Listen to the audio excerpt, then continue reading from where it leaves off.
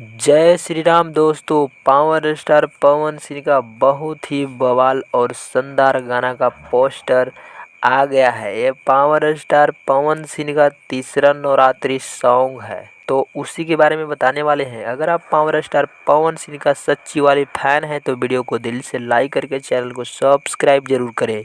सबसे पहले गाना के बारे में बता देते हैं।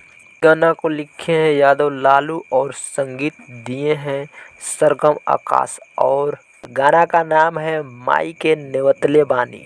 गाना को गाए हैं पावर स्टार पवन सिंह और शिल्पी राज, दोनों ने मिल करके गाए हैं। तो गाना एकदम बवाल और शानदार होने वाला है। भोजपुरी दर्शकों को खूब पसंद आने वाला सॉन्ग बताया जा रहा है, तो गाना को एक बार जरूर सुनिएगा। गाना आ रहा है गणनायक फिल्म के यूट्यूब चैनल से आज सुबह 6:45 पर माई के नेवतले बानी गाना रिलीज कर दिया जाएगा।